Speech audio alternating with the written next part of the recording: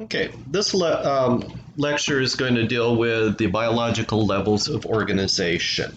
And this will also be a great reference tool for the PictoChart poster that you will do for the final product in the project for Summit. So it is most important that you pay attention to this.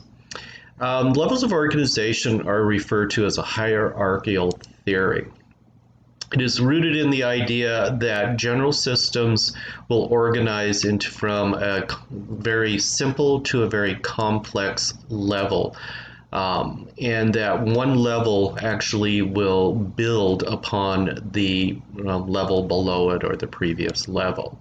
So an example would be that the organ systems in our body, such as the respiratory system or the cardiac circulatory system, are made up of specific organs, and then they are composed of specific tissues, etc.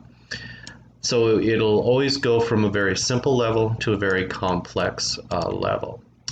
So we call those emergent properties, that each system level, there will be a different property from the previous level that builds upon it. So for example, cells will organize into the level above it, which are called tissue levels, which are the 4 different tissues that we find in living organisms, specifically animals.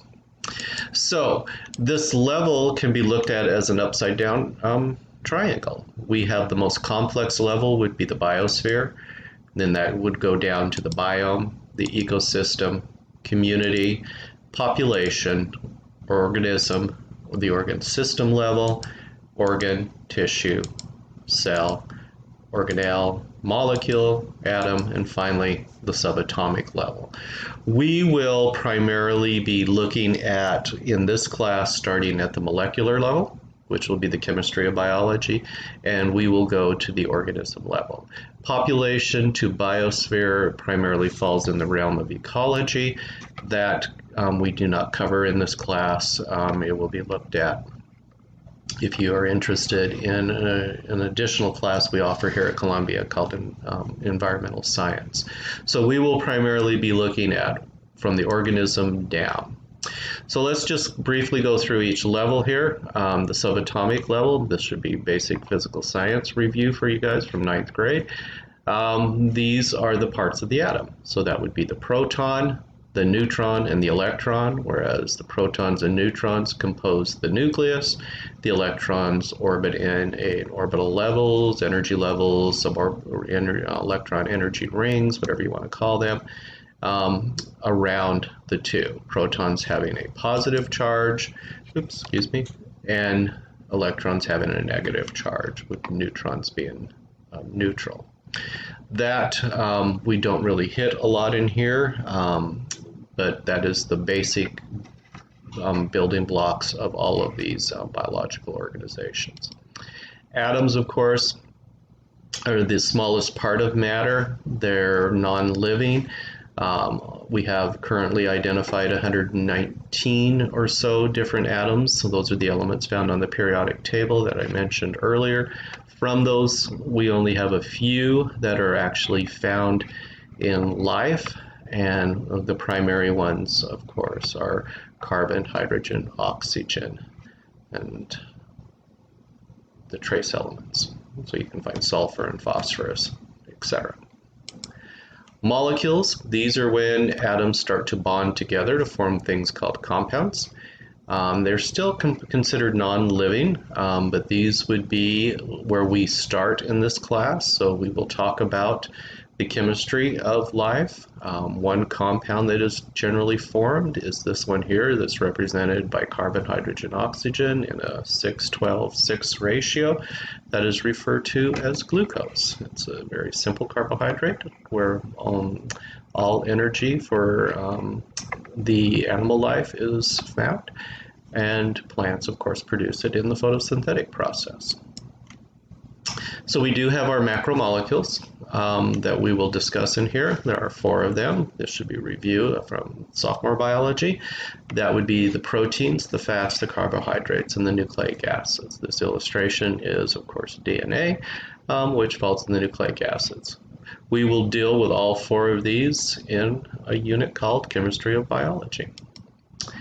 Then we start to get into the living components, and within cells there are structures referred to as organelles. These are tiny kind of organs within a cell.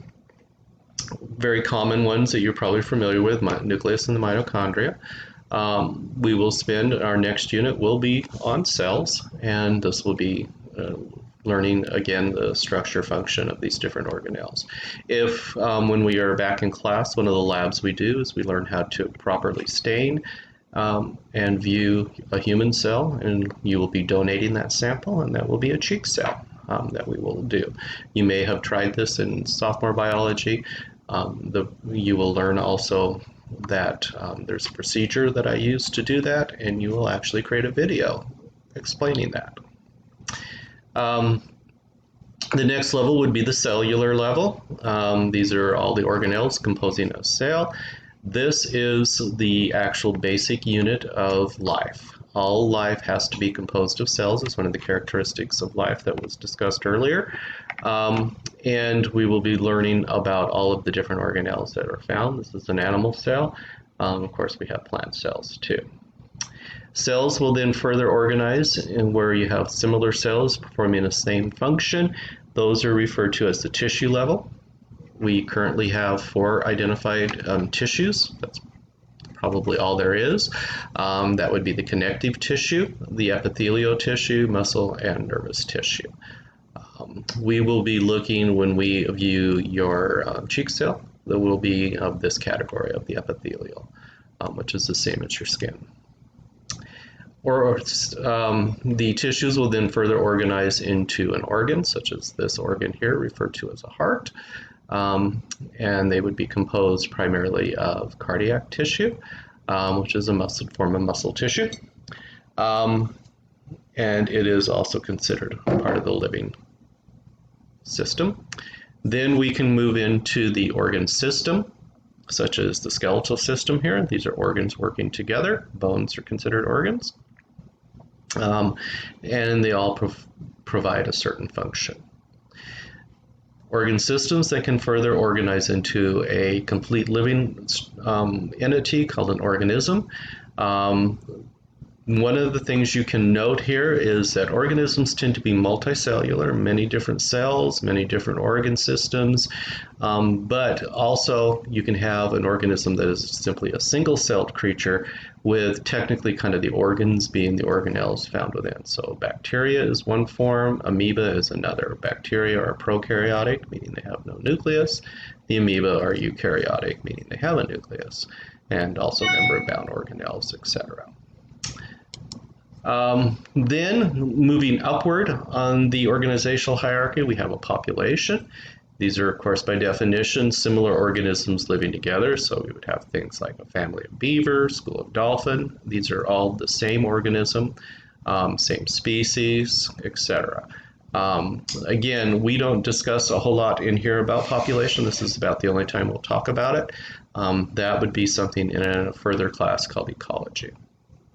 Community, these are several different populations of different species living in an area. So they can be defined as things like you could have a community of organisms in your backyard. So you could have all the plants that live there, the different insects and squirrels, whatever that may be existing in that. That would be considered a community, versus an ecosystem is where we are looking at both the biotic and the abiotic factors in an area. So we have things like a pond ecosystem. So we would have soil type here, water availability, types of plants, the amount of sunlight and heat, as compared to, say, a desert ecosystem on that side.